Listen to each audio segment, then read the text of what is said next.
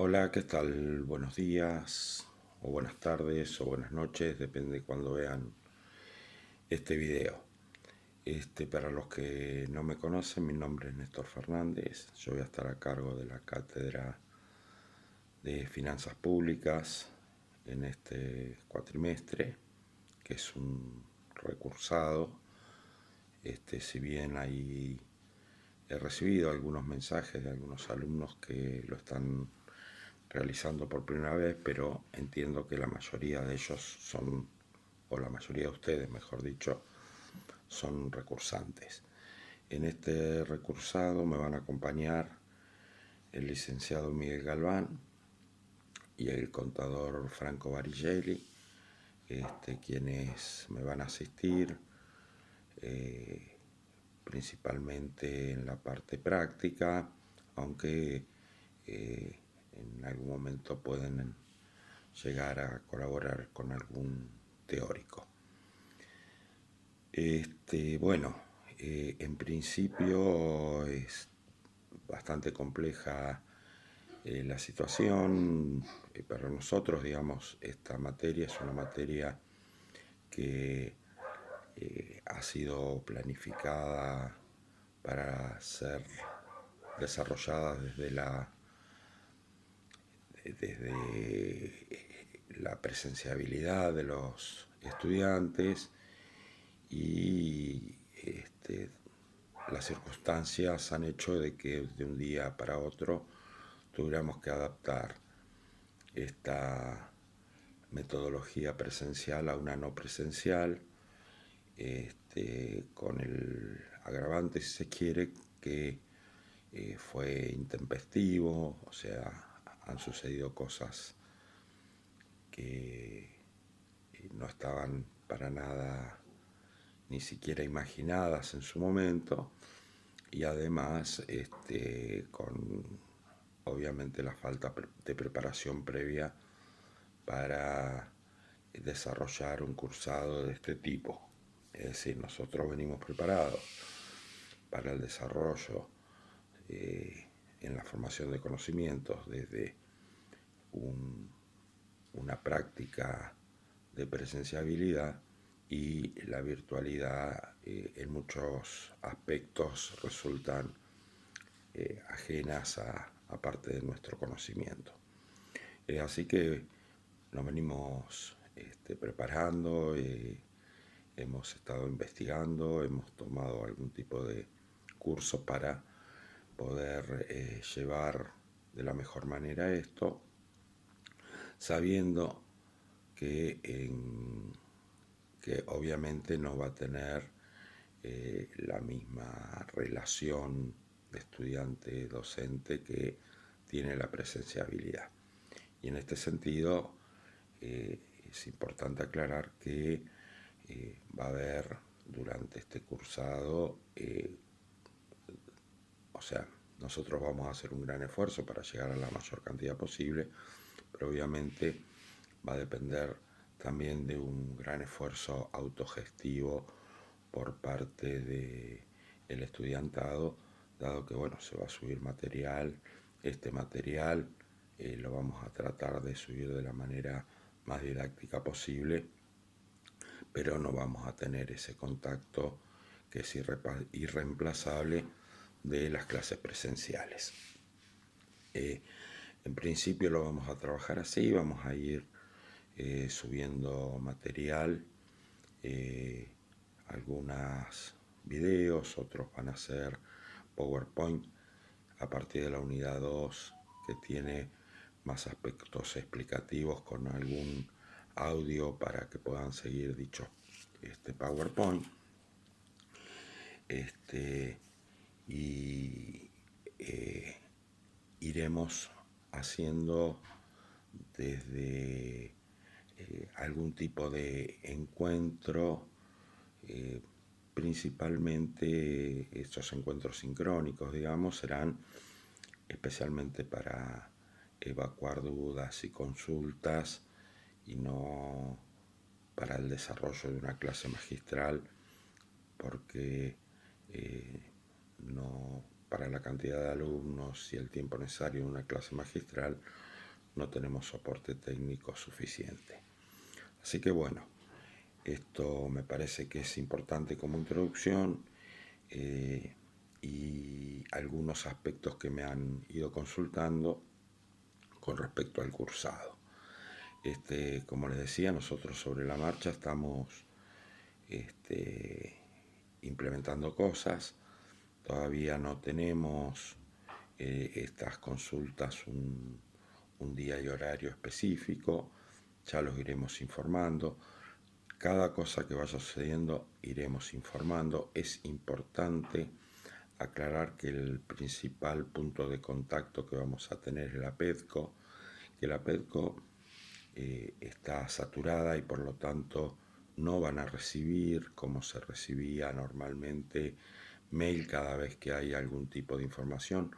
Por lo tanto, yo les solicito que a diario, en lo posible, ingresen a la PEDCO porque lo que van a ir teniendo es un resumen diario de todas las actividades, de todas las materias en las cuales ustedes están inscritos, y ahí van a poder encontrar cada cosa que nosotros hayamos ido incorporando.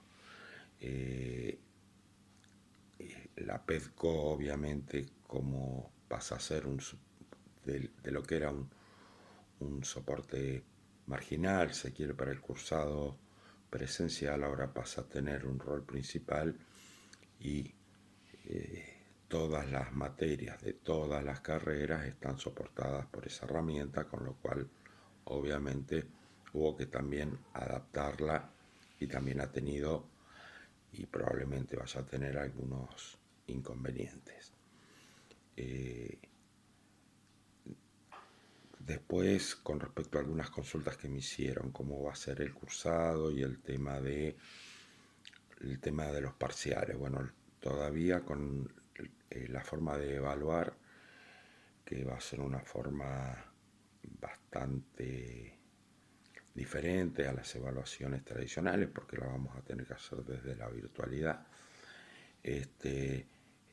Las estamos también estudiando a ver cuál es la manera más conveniente, sabiendo que estas evaluaciones virtuales van a ser evaluaciones bastante más parciales y hay ciertos limitantes de cosas que no vamos a poder evaluar. No sabemos cómo se va a ir transitando el problema de la pandemia y si habrá alguna posibilidad de encuentros presenciales antes de finalizar el cuatrimestre y que se pueda compensar la falta de evaluación en este sentido. No lo sabemos y tenemos que pensar en el peor escenario, que es que no vamos a tener esa posibilidad y por lo tanto vamos a tener que adaptar de la mejor manera las pocas posibilidades que tenemos de evaluar desde la virtualidad.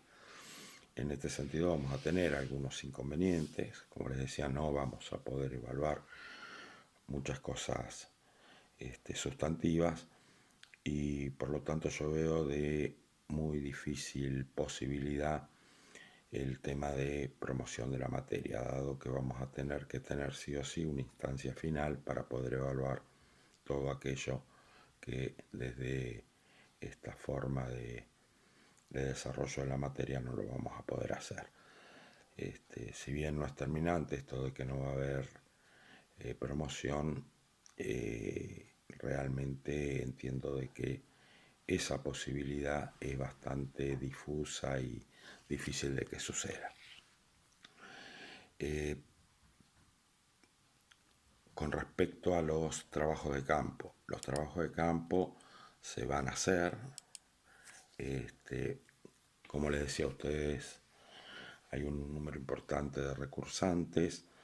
Yo les pediría a todos esos recursantes que envíen a la cuenta que yo les informé en la PEDCO, que se llama finanzaspublicasunco@gmail.com, el trabajo de campo que ustedes hicieron en su momento, indicando además en qué año y cuatrimestre del cursado lo han presentado. Así nosotros lo vamos poniendo en nuestra base de datos. También sería importante, ya que para ir completando nuestra información, que aquellos que no tengan trabajo de campo, ya sea porque es la primera vez que la cursan o la están recursando pero no llegaron a hacer en aquel cursado el trabajo de campo, que también envíen a la casilla de mail informando de que van a tener que realizar el trabajo de campo. Entonces vemos exactamente la cantidad de alumnos y a ver cómo lo organizamos. Bueno, estos son, llevo bastante tiempo, pero bueno, estos son los avisos importantes, que creo importantes como para que más o menos ustedes puedan ir pensando de cómo va a ser el cursado de esta materia. Nosotros para la unidad 1 hemos subido una serie de material, además de el material básico que ustedes ya tienen, que es el libro de la cátedra, que también está en la PEDCO. Recuerden que esa es la bibliografía básica y con esta bibliografía pueden seguir toda la materia. Además de eso, hemos subido otra serie de documentos y algunos PowerPoint como para que esa lectura, que puede ser un poco más árida, con estos PowerPoint ustedes puedan hacer algún tipo de seguimiento. A su vez también ya les hemos subido los 3 primeros prácticos. Los prácticos no son evaluados, pero sí es importante también ante la consulta de algunos de ustedes que sepan que esos trabajos prácticos que no son evaluados, ustedes los pueden enviar a alguno de los asistentes de la cátedra, ya sea Miguel Galván o Franco Barigelli, para que le hagan algún tipo de devolución con respecto a lo que ustedes fueron trabajando. Para la unidad 1, con los 3 trabajos prácticos y todo el material, entendemos que ya estaría completo y lo único que quedaría es hacer un repaso, que lo vamos a hacer en este video, un poco viendo de qué es lo que estaba tratando, como para que se consolide lo que ustedes pudieron ir leyendo y desarrollando, tanto de la bibliografía básica como del material adicional. Bueno, dicho esto, vamos a hacer este paneo con respecto a la primera unidad y vamos a comenzar, digamos, explicando o buscando para que ustedes se ubiquen con respecto a qué es lo que nosotros vamos a estudiar en esta materia, en lo que es el hilo conductor de la materia. Es decir, nosotros estamos dentro de una rama de las ciencias sociales, que es las ciencias económicas, y dentro de las ciencias económicas estamos en una rama que es la economía del sector público, donde se desarrollan las finanzas públicas. Es decir, que para nosotros lo que hacen los estados con respecto a la economía va a ser fundamental y va a ser nuestro hilo conductor. Y en ese sentido, para nosotros poder hacer algún tipo de análisis con respecto a los funcionamientos económicos de los estados, nosotros nos vamos a tener que hacer no solamente la pregunta de qué es lo que hacen los estados, sino de todo aquello que dejan de hacer. Es decir, es tan importante lo que hacen como lo que dejan de hacer, en el sentido de que hay una decisión política. Esta decisión política en general va a tener que tener algún consenso social, por eso se realizan estas decisiones políticas, y hay algunas actividades que en algunos estados se van a desarrollar y en otros estados no, o viceversa. En este sentido, se va a ir dando un perfil de sociedad y este perfil de sociedad obviamente va a corresponder a una puja de intereses, a conflictos que son inherentes de cualquier construcción social, y de esta construcción social va a ir generándose los alcances o no de lo que hagan los estados. Es decir, el alcance o no de lo que tengan los estados va a tener que ver con una construcción social. Y en este sentido no hay una verdad absoluta, sino que tiene que ver justamente con estas pujas políticas. Digamos, el Estado siempre va a estar presente en la economía. Desde la irrupción del capitalismo uno podría decir que tanto el mercado como el Estado son los articuladores de la economía. El Estado siempre va a estar, no hay ninguna duda de esto, porque de alguna manera, para que pueda desarrollarse el modo de producción capitalista, lo primero que va a necesitar es de un Estado que le garantice la propiedad privada. Desde ahí en adelante uno puede intuir de que sin Estado el capitalismo tendría algún tipo de problema, porque no existiría un ente que regule a toda la sociedad garantizando la propiedad privada, y sin propiedad privada no hay capitalismo.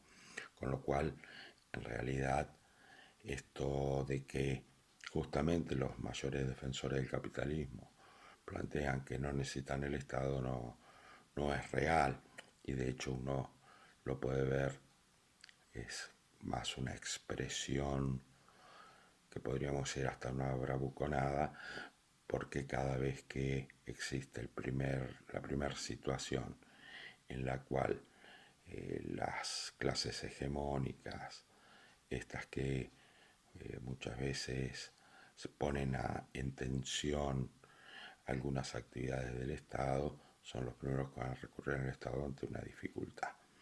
Esto lo podemos ver en forma permanente, digamos. Es decir, el Estado, en realidad, para las clases hegemónicas, no es que no deba existir, sino que debe existir solamente para aquellas situaciones en las cuales se debe generar la infraestructura, las normas que les permita hacer buenos negocios, y cuando hay alguna dificultad en esos buenos negocios van a recurrir al Estado para que sostengan la actividad, so pretexto de que si no sostienen la actividad va a ser no la bancarrota de ellos, sino la bancarrota de todo un Estado. Pero bueno, en definitiva, hasta dónde llega o no llega el Estado, en realidad es una discusión permanente, un debate permanente, no solamente en la arena política, sino también dentro de la misma academia con respecto a esto, y hay debates permanentes y que no creo que alguna vez puedan agotarse. Bueno, entonces dijimos que nosotros vamos a estar dentro de una ciencia, que es la ciencia económica, que forma parte de las ciencias sociales. Existen otras ciencias, las ciencias formales, como la matemática y la lógica, hay fácticas, como las ciencias físico-naturales, y bueno, están las ciencias sociales. Dentro de las ciencias sociales nos encontramos nosotros en las ciencias económicas. Y si estamos dentro de las ciencias económicas, lo primero que tenemos que plantearnos es una definición de lo que es la economía política. Yo acá les voy a presentar dos definiciones que me parecen apropiadas. Una primera definición es decir que la ciencia política es una ciencia social, como veníamos diciendo, y que estudia la dimensión económica del hombre inserto en un sistema social. Y acá volvemos sobre lo mismo. Digamos, lo que estamos estudiando es qué, el cómo, el para qué y el para quién se producen bienes y servicios. Y estamos hablando de un sistema social. Y este sistema social en realidad es una construcción social que es ahistórica, es atemporal y también no es uniforme regionalmente. Digamos, cada lugar geográfico y cada momento histórico va a tener un sistema social y por lo tanto una construcción social y una relación material social que va a determinar cuáles son los vaivenes económicos o las dimensiones económicas de esa sociedad en ese momento determinado. A esta definición yo le sumaría otra segunda definición que me parece también relevante y es, la tengo por acá anotada para decirla lo más textual posible, que la economía política es la ciencia social que estudia las leyes que rigen la producción, la distribución y el consumo. Fíjense, acá nos estamos planteando cómo se produce, qué se produce y para quién se produce, cómo se distribuye la riqueza. Entonces, volvemos, la economía política, la ciencia social, que estudia las leyes que rigen la producción, la distribución y el consumo de los bienes materiales que satisfacen necesidades humanas. Bueno, en ese ámbito nosotros vamos a desarrollar nuestra materia sabiendo que el conocimiento en las ciencias sociales y en las económicas en particular, como les decía, es provisorio, no va a permanecer en el tiempo, es relativo y está históricamente determinado por estas relaciones materiales de producción y esta construcción social de la que veníamos hablando. Y esto deja en claro que no existe entonces objetividad. ¿Y por qué?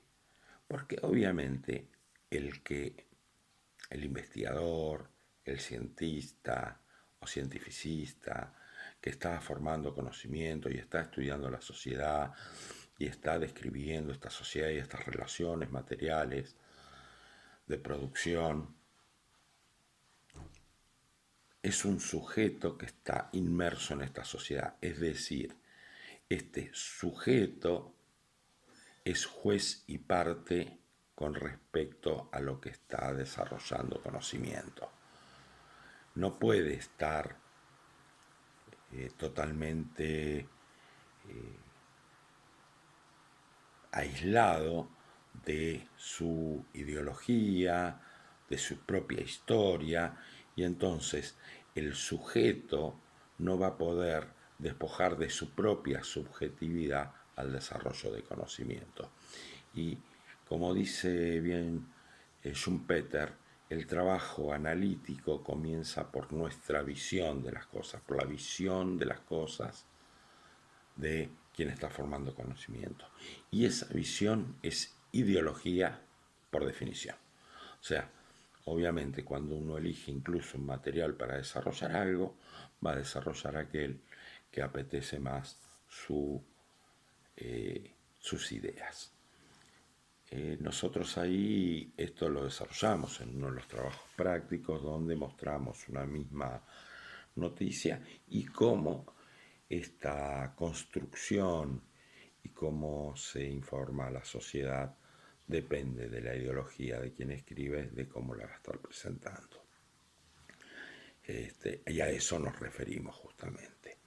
Bueno, dentro de la rama de la economía política, que hay muchas, está la microeconomía, la macroeconomía, economía monetaria, el desarrollo económico, economía internacional, economía regional. Una de las ramas es las finanzas públicas, que es la que nosotros vamos a desarrollar. Y es la rama del conocimiento que se ocupa del funcionamiento económico del Estado. Es decir, que el instituto o actor fundamental para las finanzas públicas es el Estado. Como el Estado es el actor fundamental, nosotros tendríamos que plantearnos qué es el Estado. El Estado es una estructura institucional donde sus elementos son el territorio, la población y un gobierno que es el soberano. Ahora bien, este gobierno también es una construcción social, es decir, el gobierno puede ser una monarquía, donde se ha delegado por poder divino o como se quiera plantear quién va a, de alguna manera, ordenar esta sociedad. Puede ser, como lo plantea en el contrato social ruso, el pueblo a través de su representante, o de la misma manera que lo dice nuestra Constitución Nacional en el artículo 22. Ahora bien, Estado y nación son lo mismo, no. O sea, si bien se pueden confundir, pero hay ciertos aspectos en los cuales es importante diferenciar. En nuestra Constitución Nacional se habla de Estado y nación como una misma cosa, porque de alguna manera se pueden confundir Estado con nación, pero la nación en realidad, dijimos que el Estado era una estructura institucional y la nación en realidad tiene que ver más con una comunidad, cuáles son sus tradiciones, sus intereses, su historia, su cultura, las costumbres. Es decir, por ejemplo, nosotros acá en la región hemos escuchado hablar de la nación mapuche. Bien, la nación mapuche existe a partir de que es una comunidad con sus tradiciones, intereses, historia, cultura y costumbre. Ahora bien, ¿existe el Estado mapuche? No, porque esta nación mapuche no va a tener una institución que está por sobre esta nación, que es el Estado argentino o el Estado chileno, porque digamos que la nación mapuche está en ambos territorios. Es decir, que nación y Estado no necesariamente son lo mismo y tenemos tantos ejemplos al respecto. La nación judía es preexistente al Estado de Israel, el País Vasco o Cataluña en realidad tienen costumbres y tradiciones y por lo tanto esto podría tener conceptos de nación. Sin embargo, el soberano o la institución que los rige está por encima de ello y es el Estado español. Tampoco hay que confundir Estado con gobierno. El gobierno es uno de los componentes necesarios para que exista Estado. Digamos, el Estado, dijimos, es territorio, población y gobierno. Gobierno en realidad es un método, sistema que ordena y dirige a la sociedad. Y nosotros en ese sentido podríamos tener diferentes tipos de gobiernos. Gobiernos republicanos como el nuestro, con la división de poderes, y a su vez con algún estado de tipo federal donde hay varios niveles de gobierno. Entonces vamos a tener Estado nacional, Estado provincial y Estado municipal, uno subsumido en el otro. Ahora bien, ¿cómo se forma en este Estado? Bueno, es un proceso de construcción social.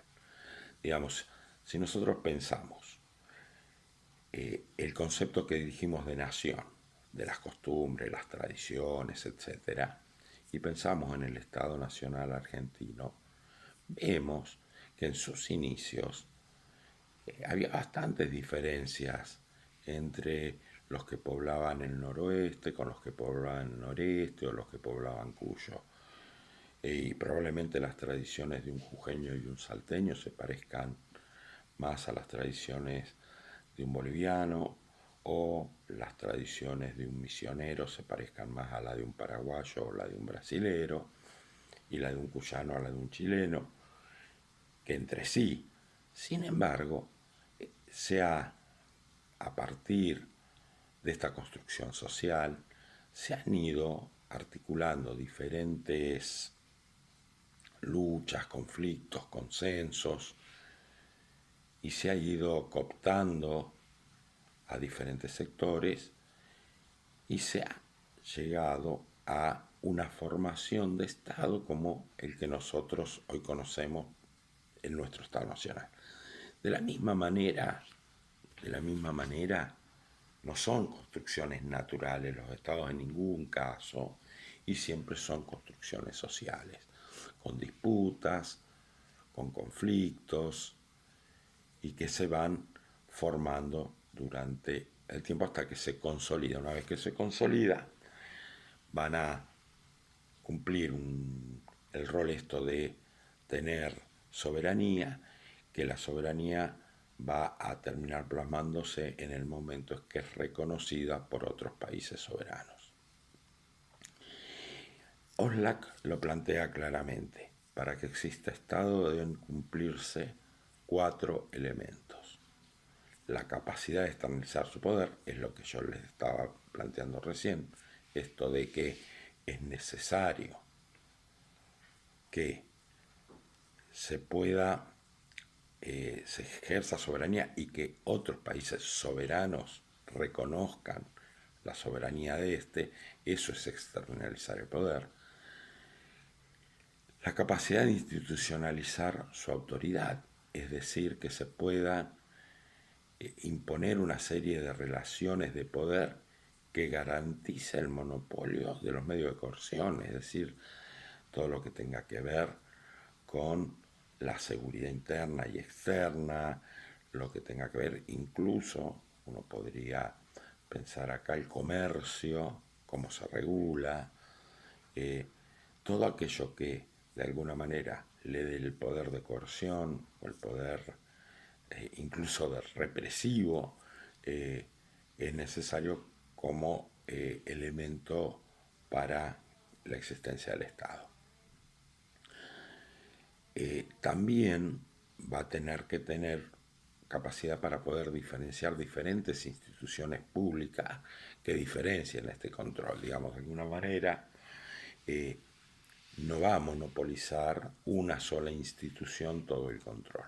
Habrá una institución que controle la seguridad interior, otro la seguridad exterior, otro el comercio, otro la fiscalidad, etcétera, etcétera. Y por último, y en Argentina ha sido sumamente importante esta construcción, es la de internalizar una identidad colectiva. Es decir, de alguna manera hay que desarrollar lo que es el ser nacional. Con estos 4 elementos, o sea, buscar una bandera, un himno, símbolos patrios, una camiseta, etcétera, es necesario. ¿Por qué? Porque, como les decía, justamente hay tradiciones y costumbres diferentes en diferentes lugares de nuestro país. Y para unificarlos tenemos que hacer sentir algo que sea superior a esas tradiciones y que nos identifique a todos como argentinos. Ahora bien, dicho esto de cómo se forman los estados, nosotros habíamos dicho que el Estado y el mercado son los articuladores de la economía dentro del modo de producción capitalista. Y desde la irrupción del capitalismo que se va a dar a partir de una serie de acontecimientos que va a poner en tensión otra forma material de relación social de producción como había sido el feudalismo y que no va a poder dar respuesta, y a partir de un periodo de transición que se va a dar con el mercantilismo hasta que se termina de consolidar el capitalismo como modo de producción y luego consolidarse mucho más el capitalismo industrial, el rol que va a tener el Estado va a ser diferente. Así nosotros vamos a tener en un principio precapitalista, si se quiere, con el mercantilismo, donde el planteo del mercantilismo era que las riquezas de las naciones estaba determinado a partir de tener balanzas comerciales positivas, es decir, que las exportaciones sean superiores a las importaciones. Entonces era necesario un Estado presente, un Estado que pusiera barrera de entrada a los productos importados y que fomentara la exportación, justamente para generar la acumulación de oro y plata, oro y divisas, como quieran llamarlo más modernamente. Luego van a aparecer los fisiócratas con el laissez-faire, laissez-passer, dejar hacer, dejar pasar, que de alguna manera lo que plantean es que el Estado, al intervenir, va a contaminar un orden natural. Ellos hablan de orden natural y por lo tanto el Estado debe dejar que se desarrolle libremente la economía y sobre todo que haya libre comercio, puesto que los diferentes territorios van a tener un orden natural que le va a dar ciertas ventajas y luego las ventajas de un territorio se pueden intercambiar con las de otro y todos van a ser beneficiados.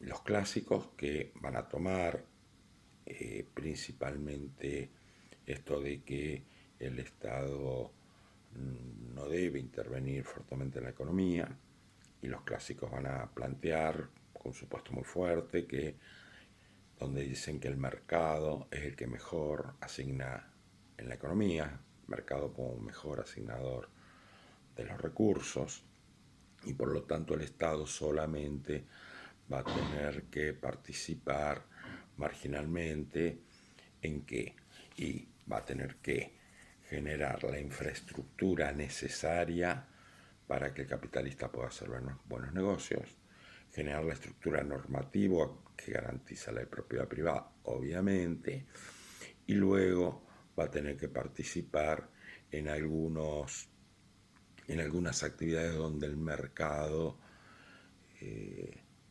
o no sea atractivo para el mercado o el mercado falle y no tenga esta posibilidad de ser eficiente, pero que son actividades totalmente marginales. Por lo tanto, el Estado debe tener un rol subsidiario. Esto lo van a tomar también los neoclásicos y luego con la crisis del 30, donde el mercado demuestra de alguna manera su incapacidad para asignar estos recursos, va a aparecer una escuela de pensamiento que es la escuela keynesiana, donde ahí sí el Estado va a tener un rol principal y no ya subsidiario, sino que es el Estado el que va a venir a suplir las ineficiencias del mercado y va a generar el empleo y la inversión que el mercado no está pudiendo garantizar. Es decir, a partir de una crisis que primero se ve como de sobreproducción, donde se van acumulando stock de bienes que no son consumidos y por lo tanto hay una sobreproducción, hay una innecesidad de producir porque no se consume, pero con la paradoja que no se consume porque no hay posibilidades de consumir, no porque no se necesite consumir, es decir, se acumula por un lado bienes y por el otro lado se acumula hambruna e indigencia. Va a aparecer el Estado a decir, bueno, acá el problema no es de sobreproducción, sino que hay un problema de demanda, y como el mercado obviamente ha concentrado tanto la riqueza y no puede generar condiciones cercanas al pleno empleo como para que pueda consumir esos bienes, nosotros desde el Estado vamos a garantizar condiciones más cercanas al pleno empleo. Y es así que se va a generar trabajo desde el sector público, se va a generar inversiones desde el sector público y se va a generar de esta manera actividad económica que vaya llevando al pleno empleo. Y bueno, no le fue tan mal estas ideas porque se van a dar los 30 años gloriosos del capitalismo entre la década del 40 y la década del 70. En el medio vamos a tener la escuela de la dependencia, escuela estructuralista o cepalina, que no va a diferir tanto de la escuela keynesiana, sino que le va a dar una vuelta de rosca, diciendo, bueno, si el Estado está bien que participe, pero además debe participar en una planificación para el desarrollo.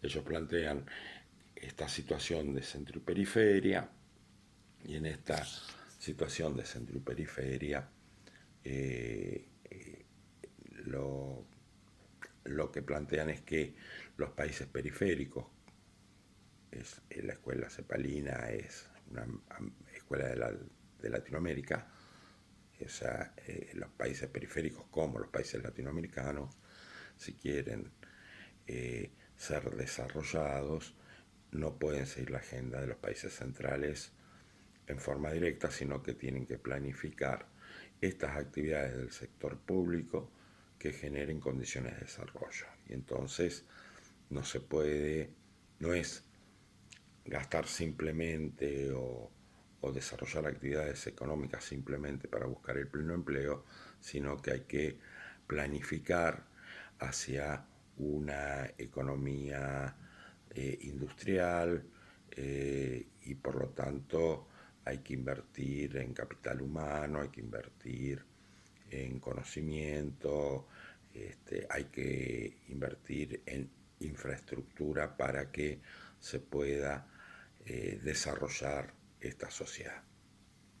Bueno, luego en los años 70 se va a poner nuevamente en crisis, con un proceso inflacionario y se va a dar también la crisis del petróleo, bueno, y este Estado que había salvado al capitalismo en los 30 va a pasar a ser el problema de todo y se va a revertir nuevamente a las ideas de los clásicos, donde el Estado se va a tener que retirar de la economía porque es el que genera teóricamente estas condiciones de, de inflación y estancamiento económico. A partir de ahí, obviamente todas las ideas, tanto de los clásicos como de los keynesianos, han entrado en permanentes disputas y han ido habiendo vaivenes. Si bien es importante decir que en términos generales ha habido bastante hegemonía después de los 70 de,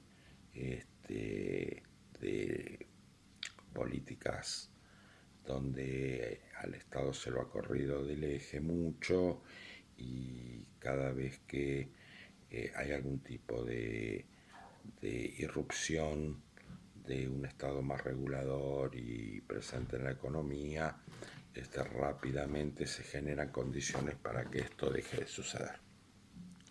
Bueno, no es menos importante también aclarar que para fines del siglo XIX, a partir de una concentración de la riqueza y condiciones paupérrimas de los sectores de la clase dominada, del asalariado, van a aparecer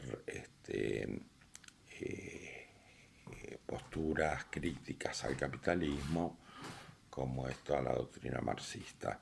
Y para los marxistas, o para Marx en particular, va a plantear que el Estado capitalista forma parte de la superestructura que lo que hace es reproducir el modo de producción capitalista. Obviamente, un modo de producción del cual él es crítico y por lo tanto el Estado, para él, este Estado capitalista, va a ser también crítico de un Estado que está reproduciendo este modo de producción. Entonces él piensa que en realidad habría que transformar esa superestructura o ese Estado en un Estado que no reproduzca este modo de producción, sino lo que él plantea como un modo de producción superador,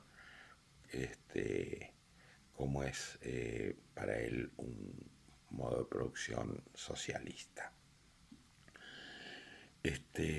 Bueno, en definitiva, ese es un poco recorrido histórico, ya de alguna manera también desarrollamos donde vamos a ubicar las finanzas públicas epistemológicamente.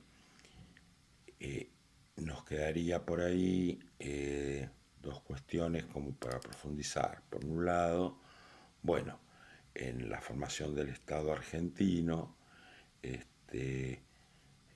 nosotros habíamos planteado esto de los 4 elementos necesarios para que esto sucediera.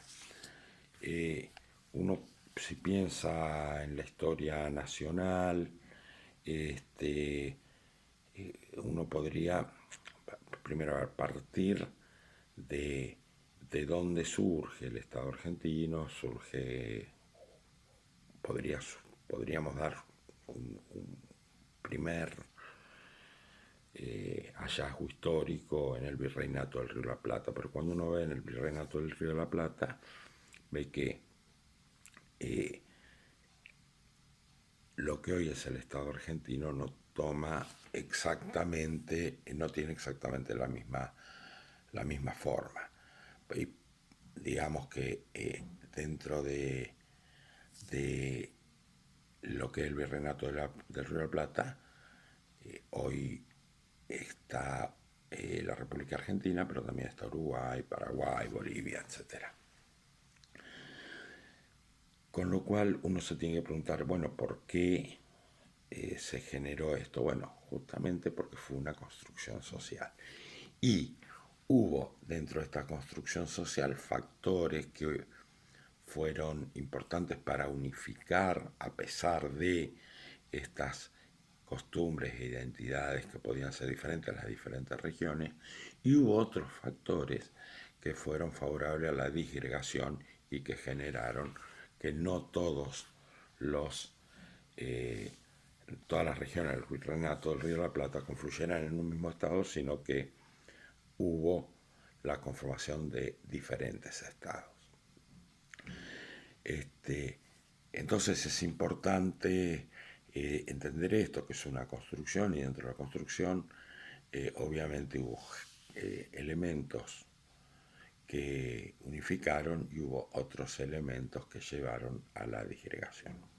Otro tema importante es que en qué momento se consolida el Estado Nacional como hoy lo conocemos, y se va a consolidar a partir de bastante avanzado el siglo XIX, es decir, no va a ser 1810 ni 1816, sino que va a haber todo un proceso de guerras internas importantes, incluso de un proceso de anarquía, pero que luego de disputas de intereses entre el puerto y el interior, después el puerto y la pampa húmeda y el resto del interior, etcétera. Bueno, después de una serie de guerras y de conflictos de intereses, ya con la guerra de Pavón, digamos, a ver si lo encuentro exactamente qué año. En el 1861, la guerra de Pavón, cuando Mitre vence a Urquiza, se van a dar ya las condiciones de alguna manera de poder generar esta homogeneización, y que se va a dar también dentro de un esquema en el cual también va a ser hegemónica las ideas de el país hegemónico por excelencia en aquel momento, que era Inglaterra, de la División Internacional de Trabajo, donde claramente los intereses del puerto porteño y de los sectores terratenientes de la pampa húmeda van a estar alineados con estos intereses de la potencia hegemónica. Es así que se van a dar, a partir de que se dan estas condiciones, se van a terminar de generar los 4 elementos que plantea Oslak, y de esta manera se va a generar el orden necesario para poder generar un Estado. Y esto va a estar enmarcado en el paradigma de época, que es orden y progreso. Es decir, primero ordenar nos referimos tanto a actividades cooptativas como algunas actividades represivas y que tienen que ver con esta construcción social. Y una vez que se tienen todos los elementos necesarios del territorio, la soberanía y la soberanía reconocida por otros estados soberanos y la población con una identidad en algún punto real y en otro punto también cooptada por la generación de ciertos símbolos, van a estar dadas las condiciones como para darle el impulso hacia el progreso. ¿Y cuál va a ser el impulso hacia el progreso? Generar un modo o un modelo, más que un modo, un modelo de crecimiento que en este caso es el que va a responder a la clase hegemónica. Y este modelo de crecimiento va a ser el modelo agroexportador. Es así que la generación argentina del 80, que va a representar estos intereses, va a su vez, en alianza con la potencia hegemónica, con Inglaterra, va a generar las condiciones, una vez que se logra este orden del que estábamos hablando, las condiciones para generar este progreso. ¿Cómo se van a generar estas condiciones? Bueno, obviamente adecuando los factores productivos. Esta adecuación de los factores productivos tiene que ver con la tierra, el trabajo y el capital. La tierra, para poder generar las condiciones de que se pueda desarrollar la pampa húmeda y los espacios para los terratenientes, va a ser adecuada a partir de la aniquilación del indígena con la conquista del desierto. El tema de el trabajo, la necesidad de mano de obra para que se desarrolle este modelo va a estar implementado a partir de las políticas inmigratorias y abrir las fronteras a la inmigración, principalmente de la población marginada de Europa. En un principio se esperaba que vinieran mano de obra preparada para las actividades pecuarias. No sucedió exactamente eso, pero igualmente hubo una gran inmigración y una población o masa crítica que permitía contar con ese factor productivo. Y por último, el factor productivo capital, que para el modelo agroexportador son los puertos, los frigoríficos y las líneas férreas, todas en abanico hacia el puerto de Buenos Aires. Es así que esa inversión va a estar dada por las inversiones que van a venir de Inglaterra, que es el aliado estratégico en este modelo agroexportador. Entonces vamos a tener tierra, trabajo y capital, y a partir de ahí se va a dar la etapa de progreso que va a estar asignada a partir del ideario de esta generación argentina del 80. Un modelo agroexportador que va a tener vigencia hasta los años 20, ya va a empezar a tener sus primeras crisis con la Primera Guerra Mundial. Pero bueno, con respecto a esta etapa es la que va a consolidar al Estado argentino y de alguna manera le va a dar una identidad como en aquel momento granero del mundo, que obviamente es una situación que no va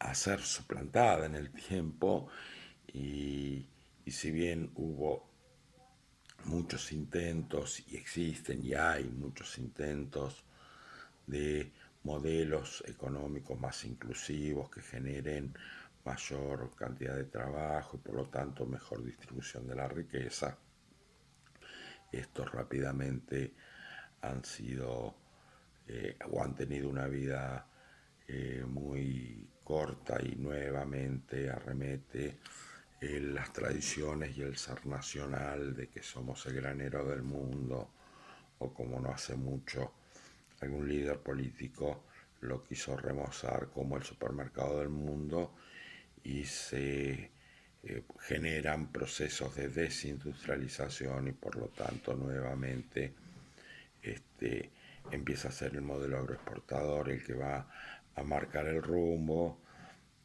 hasta que las condiciones obviamente de concentración de la riqueza van generando eh, niveles de marginalidad que deben ser compensadas. Entonces nuevamente irrumpen otros modelos que, en la medida que empiezan a mejorar las condiciones materiales de los sectores más empobrecidos, nuevamente se ponen en cuestionamiento y entramos en estos ciclos en forma permanente. Hay algún punto que me parece que sería importante aclarar, volviendo un poquito para atrás, que es la diferencia entre el Estado benefactor y el Estado keynesiano. A ver, habíamos dicho que el capitalismo había tenido un crecimiento interesante, pero que el capitalismo empezaba a tener, justamente por su forma de material de relaciones materiales de producción, grandes concentraciones. ¿Qué significa concentrar? Significa que la riqueza se distribuye en forma muy inequitativa y el capitalista empieza a tener mayores tasas de ganancia y los salarios cada vez son más paupérrimos. Entonces empezaba a haber situaciones de bastante descontento de la clase dominada. Es así que para fines del siglo XIX empiezan a haber algún tipo de situaciones de tensión entre la clase dominada y la clase dominante.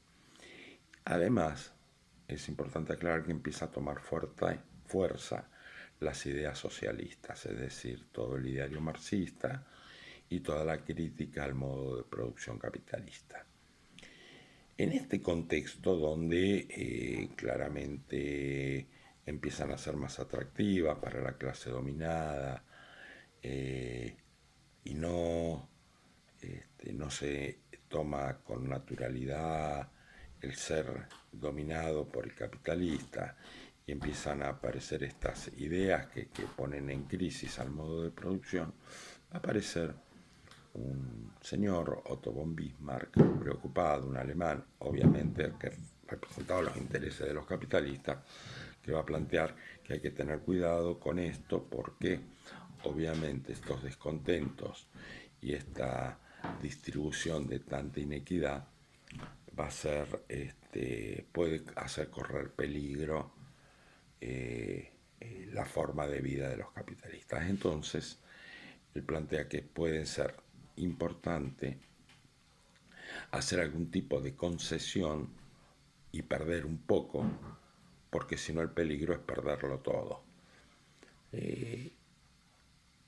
No hace mucho tiempo hubo una primera dama de un país vecino que dijo algo parecido ante una revuelta social, ¿no? Será el momento de poder ceder algo, porque si no podemos perder todo. Bueno, más o menos en el mismo sentido se expresó von Bismarck, y se crearon leyes donde el Instituto Central, se puede decir, de este Estado benefactor es el Seguro Social, algunas leyes compensatorias. El seguro de desempleo, seguro social, vacaciones, algún tipo de compensación que mejorara en forma relativa esta situación que estaba viviendo las clases dominadas. Eh, bueno, esto de alguna manera va a impedir que estos descontentos fueran en crecimiento, eh, y de alguna manera van a ser elementos que van a permitir, o van a tabicar el avance de las ideas socialistas. El Estado keynesiano en realidad va a tomar, el Estado keynesiano, ¿cuándo va a nacer? El Estado keynesiano no nace por otro problema, nace porque hay una crisis de sobreproducción. Entonces, no está pensando en políticas compensatorias, sino hace que el Estado tome un rol principal. ¿Y por qué? Porque el mercado no está pudiendo dar respuesta a esta crisis. ¿Y por qué no puede dar respuesta? Porque no hay demanda y porque no hay actores que demanden esta sobreproducción. Y por lo tanto va a ser el Estado el que va a aplicar políticas de inversión y de gasto público que compensen estas, este, estas demandas que no se están realizando. Entonces, el Estado keynesiano, si bien toma del Estado benefactor estas políticas compensatorias, no van, no se queda ahí, sino que además va a hacer que el Estado tenga un rol principal en la economía, generando empleo, generando inversión, produciendo bienes y servicios, y de alguna manera compitiendo con el sector privado y llevando como instituto principal el pleno empleo.